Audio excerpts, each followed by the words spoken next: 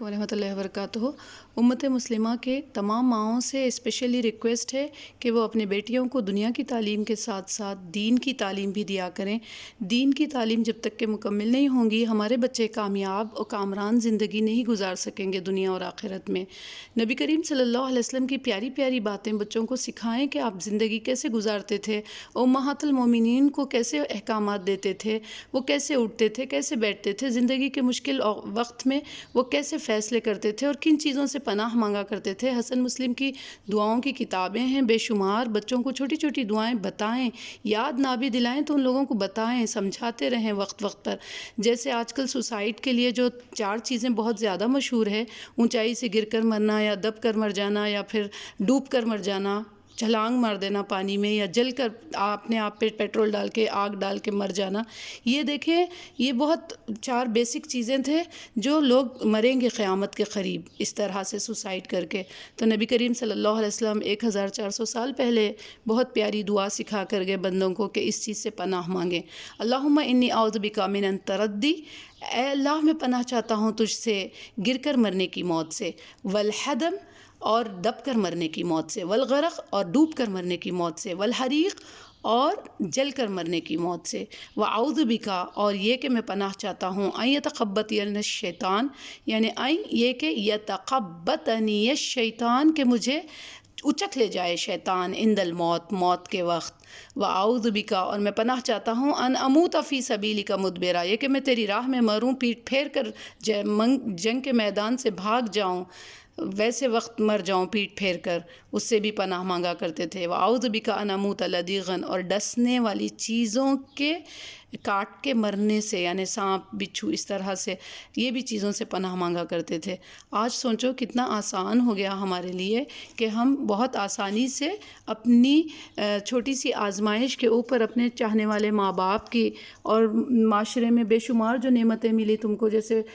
بتا رہے دوست ملے، اچھے احباب ملے، ماں باپ اچھے ملے، سب اچھے ملے، ایک بندے کے ظلم سے گھبرا کر تم اس طرح سے فیصلے کرنے کا تمہیں کوئی اختیار نہیں دیا اللہ سبحانہ وتعالیٰ۔ یہاں تک کہ دنیا میں چلانے والے، چاہے وہ کوئی بھی مذہب کے لوگ ہو، اسپیشلی ہمارے ہندوستان میں تو عورت بیٹیوں کے لیے اتنے نئے نئے قانون بنائے، ایک خالی ہندوؤں کے لیے نہیں، مسلم کے لیے، سکھ کے لیے، ہر عورت بیٹی کے لیے اتنے قانون چینج ہوتے گئے آج تک کہ جب سے آزادی ملی، اس کے باوجود بھی بچیاں یہ قدم اٹھا رہے۔ افسوس، صدا افسوس، ہر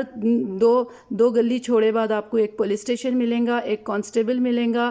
پولیس کی گاڑیاں ملیں گے آپ کو ہیلپ کے لیے اگر کوئی ظلم کر رہا۔ کئی NGOs کھل گئے جو بہنیں اپنا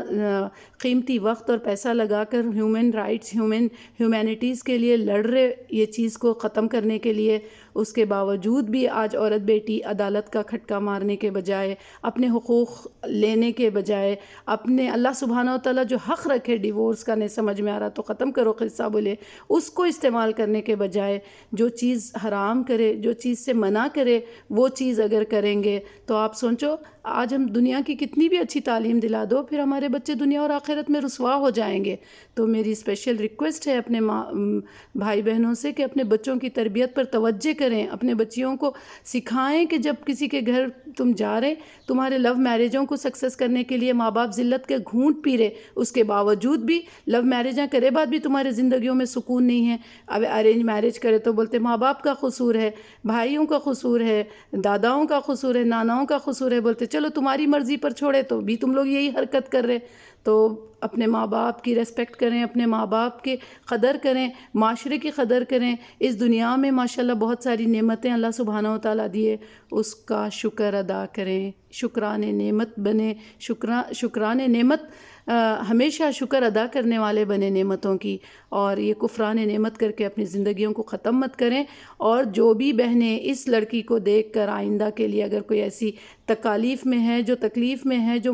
ظلم سہ رہی ہیں، تو وہ اپنے قریبی پولیس اسٹیشن، اپنے قریبی ادارے، اپنے قریبی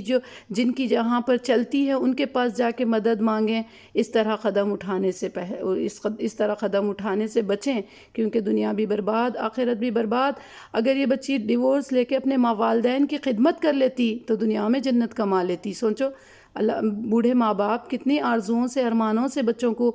بڑا کرتے، 1 سال کا ہوا تو چلنے کا انتظار، 2 سال کا ہوا تو بولنے کا انتظار، 3 سال کا ہوا تو اسکول میں ڈالنے کی فکر، اس کے بعد ایک ایک کلاس پاس ہوئے تو دنیا کی ان کی خوشی رہتی۔ یہ حق آپ کو کوئی نہیں دیا، وہ بوڑھے ماں باپ کو آپ زندگی بھر کا صدمہ دے کر جائیں۔ بے شک شادی کامیاب نہیں ہوئی کوئی مشکل نہیں ہے، ایک نہیں اگر آپ 10، ایک چھوڑ کر دوسرا، دوسرا چھوڑ کر تیسرا، یہ حق اللہ سبحانہ و تعالیٰ بھی دیا اور دنیا کا قانون بھی دیا، اس کے باوجود آپ وہ اپنے حقوق کو استعمال نہیں کر کے حرام موت مریں گے تو کہیں بھی گنجائش نہیں ہے۔ نبی کریم صلی اللہ علیہ وسلم تو ترس بھی نہیں کھاؤ بولے جو خودکشی کرنے والے لوگ ہیں ان پر، آپ کو معلوم، کیونکہ قرآن میں آیت نمبر 2 سورۃ النور میں اللہ سبحانہ و تعالیٰ فرمائے الزانیۃ والزانی فاجلدوا کل واحد منہما 100 جلدہ، زانی مرد اور زانی عورت جو شادی سے پہلے زنا کرے ان کو ہر ایک کو 100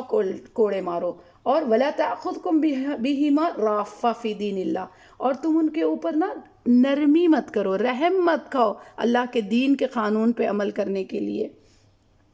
سوچو اللہ تعالیٰ بول رہے ان کنتم تؤمنون باللہ والیوم الآخر، اگر تم اللہ اور اس کے آخرت کے دن پر ایمان لاتے تو ایسے